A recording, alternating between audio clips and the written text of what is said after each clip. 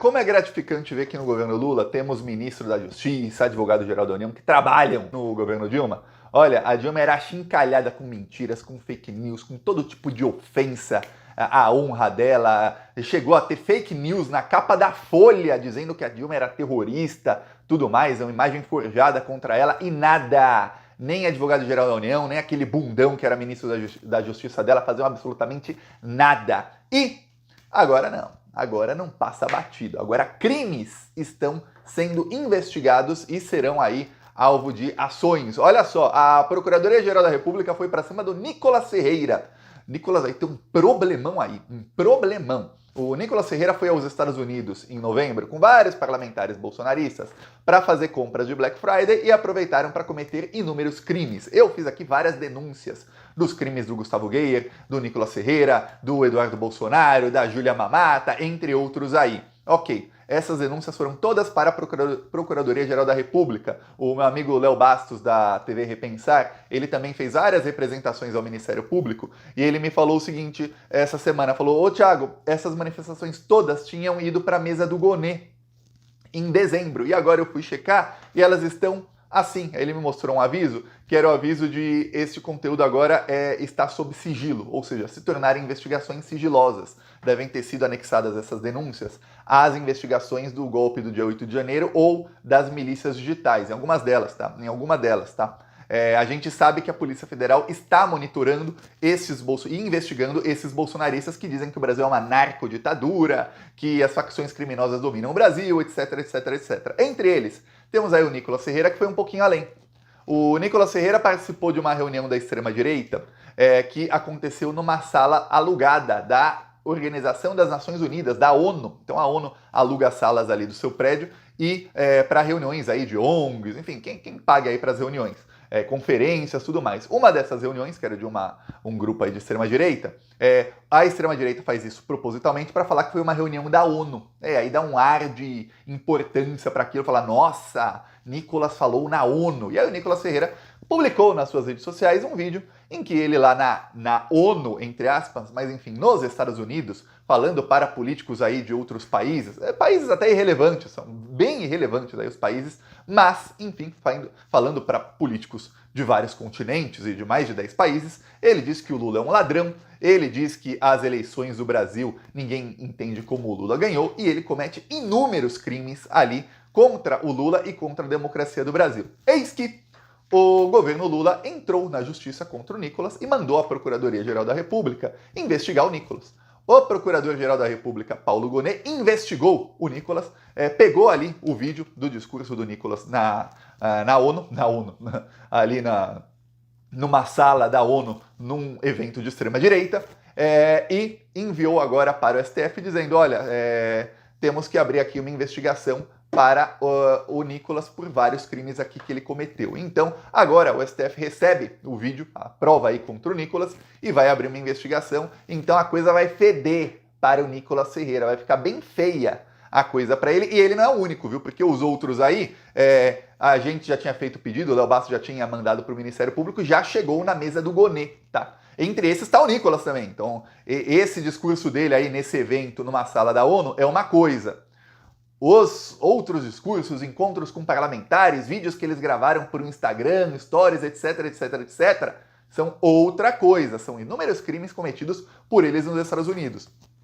Nesse discurso, o Nicolas, cometendo fake news, ele diz também que o Leonardo DiCaprio e a Greta Thunberg, eles apoiaram o Lula, diz que o Lula é um ladrão que deveria estar preso, e que agora eles, junto com o Lula, são responsáveis pela Amazônia ter, abre aspas, os maiores incêndios da história, e que agora o Leonardo DiCaprio e a Greta Thunberg estão calados. Eu vou falar, se o Leonardo DiCaprio, ele fez esse discurso em solo americano, se o Leonardo DiCaprio resolver processar o Nicolas em solo americano, lá as indenizações chegam à casa das dezenas de milhões de dólares. Você atacar a honra de alguém nos Estados Unidos é uma coisa assim praticamente imperdoável. As indenizações são altíssimas. No Brasil, alguém te xinga de alguma coisa, o juiz, 5 mil vale a sua honra. É 10 mil. Nos Estados Unidos é 5 milhões, é 10 milhões. Agora, se você lembrar que estamos falando de alguém que tem 10 milhões de seguidores no Instagram, estamos falando aí de uma causa praticamente ganha para o Leonardo DiCaprio e para a Greta Thunberg nos Estados Unidos, na casa de dezenas de milhões de dólares. Aí você vai falar, Thiago, mas o Nicolas nem mora nos Estados Unidos. É, mas imagina que esse pessoal vai para lá toda hora e lá se não paga. Imagina o Nicolas ser proibido de voltar aos Estados Unidos ou saber que se voltar vai ter problemas com a justiça. Imagina só. Então, veja que as coisas podem ficar bem feias. Mas no Brasil, aqui no campo criminal, ele pode ser tornado réu e dependendo dos crimes que a Procuradoria-Geral da República impute ao Nicolas, ele já é réu no STF e ele sendo condenado, e lembre-se, esses processos vão rápido, viu? O processo do Daniel Silveira por ameaça durou no total menos de 2 anos, 1 ano e 9 meses. No total, entre a investigação, ele ser denunciado, virar réu, ser julgado, teve lá a anistia que o Bolsonaro deu, o STF barrar a anistia, tudo aí durou menos de 2 anos. Então imagine você que sendo nessa celeridade, e deve ser, porque agora você tem uma Procuradoria-Geral da República que já está rápido, de novembro até agora, lembrando que o Gonê assumiu em dezembro, no final de dezembro, ou seja, em pouco tempo aí já está mandando para o STF as provas, é capaz dele ser cassado. Talvez não seja preso por isso, talvez não, mas se ele vier a ser condenado em outros processos também, tudo indica que será, aí ele pega a jaula, viu? Porque aí é 2 anos aqui, 2 anos aqui, 5 anos aqui, 4 anos aqui, quando vê, jaula. Perde já o réu primário, os crimes imputados ao Nicolas chegam a 6 anos de cadeia. Pegando mais de 4, ele é cassado. Se pegar 2 nesses crimes aí desse discurso e 2 em qualquer outro crime, no caso lá da Nicole, que pode pegar até 5 anos, em outros casos aí, que a maioria dão 5 anos, ele pegando 2 e 2, soma 4, ele já é cassado. Então a situação dele cada vez mais difícil. Enquanto isso, olha só, estão aí todo mundo no bolsonarismo calados, estão todos calados por conta da operação que teve contra o Bolsonaro. Eles estão sem reação. O bolsonarismo novamente, saiu a matéria na imprensa dizendo que a cúpula do bolsonarismo não deu uma instrução aos parlamentares e aos influenciadores bolsonaristas o que fazer.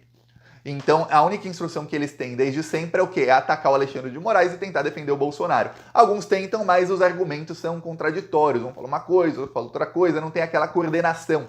A gente tem que lembrar que o bolsonarismo ataca em bloco nas redes sociais. Então, ele sempre tem uma coordenação de, vamos defender o Bolsonaro com um argumento tal. Aí, todos eles batem na mesma tecla e o bolsonarismo inteiro começa a falar a mesma coisa, como papagaios.